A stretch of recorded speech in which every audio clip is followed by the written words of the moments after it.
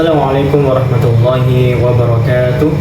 Sahabat filah dimanapun berada, pada kesempatan kali ini saya akan mengulas mata kuliah tentang manajemen SDM sumber daya manusia pada bab perencanaan sumber daya manusia. Baik, pada kali ini kita akan membahas beberapa poin. Yang pertama yaitu pengertian SDM, prinsip, rancangan, dan prosedur perencanaan sumber daya manusia. Poin yang pertama yaitu pengertian. Apa itu perencanaan SDM? Perencanaan SDM adalah proses untuk memastikan organisasi memiliki jumlah dan kualitas SDM yang tepat pada waktu yang tepat untuk mencapai tujuan strategis. Bagaimana yang telah difirmankan Allah Subhanahu wa taala dalam Al-Qur'an surah Al-Hasyr ayat 18. A'udzu billahi minasy syaithanir rajim. Ya ayyuhalladzina amanu taqullaha wal tanzur nafsum ma qaddamat lighad. Wahai orang-orang yang beriman, bertakwalah kepada Allah dengan mengerjakan suruhannya dan meninggalkan larangannya, dan hendaklah tiap-tiap diri melihat dan memperhatikan apa yang telah sediakan dari amal-amalnya untuk hari esok atau hari akhirat. Al-Hasyr ayat 18. Kemudian yang kedua yaitu prinsip-prinsip perencanaan manajemen SDM. Apa saja prinsip-prinsipnya? Yang pertama yaitu sesuai tujuan. Jadi sumber daya manusia yang kita rencanakan itu harus sesuai dengan tujuannya. Yang kedua, cukup orangnya, jadi efisien, nggak lebih dan nggak kurang. Yang ketiga yaitu fleksibel. Jadi perencanaan SDM ini sifatnya fleksibel. Poin selanjutnya yang ketiga yaitu langkah-langkah dalam membuat rencana sumber daya manusia. Yang pertama yaitu analisis kondisi saat ini.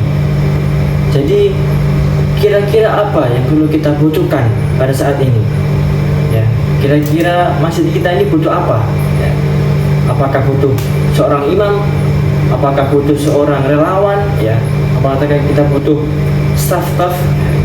Yang kedua yaitu memperkirakan kebutuhan di masa depan. Apa kira-kira yang dibutuhkan untuk di masa depan? Ya, misalnya kita butuh seorang imam tarawih nanti. Kita butuh banyak nanti imam tarawih. Nah, itu perlu kita pikirkan di situ. Yang ketiga yaitu pengadaan dan seleksi. Ya, kita adakan rekrutmen atau seleksi untuk menciptakan kandidat yang baru. Kemudian yang keempat, yang terakhir yaitu pengembangan rencana atau pengembangan karyawan. Ya.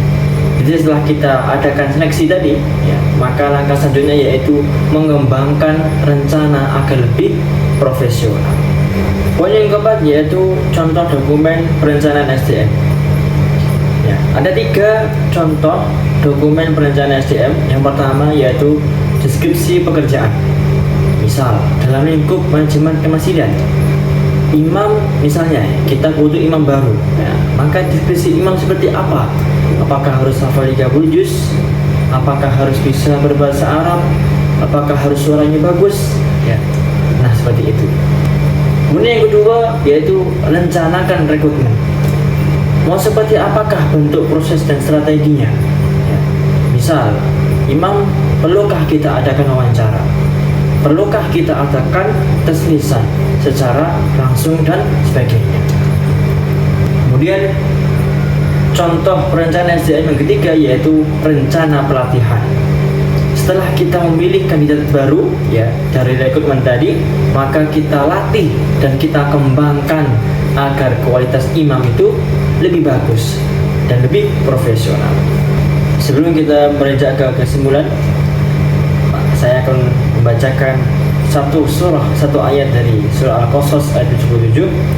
A'udzu billahi minasy syaithanir rajim. وَابْتَغِ فِيمَا آتَاكَ اللَّهُ الدَّارَ الْآخِرَةَ وَلَا تَنْسَ نَصِيبَكَ مِنَ الدُّنْيَا. Dan carilah pada yang telah dianugerahkan Allah kepadamu kebahagiaan negeri akhirat, dan janganlah kamu melupakan bagianmu dari kenikmatan dunia. Quran Surah Al-Qasas ayat 77. Jadi kesimpulannya yang bisa kita ambil dari perencanaan SDM tadi, yaitu perencanaan SDM adalah kunci untuk memastikan organisasi dapat mencapai tujuannya dengan SDM yang efektif dan efisien. Jadi prinsip-prinsip dan langkah-langkah dalam perencanaan SDM harus dijalankan dengan baik. Agar apa? Agar organisasi dapat tumbuh dan berkembang sesuai dengan tuntutan syariat Islam. Demikian yang bisa kami sampaikan. Kurang lebih mohon maaf. Barakallahu fikum. Assalamualaikum warahmatullahi wabarakatuh.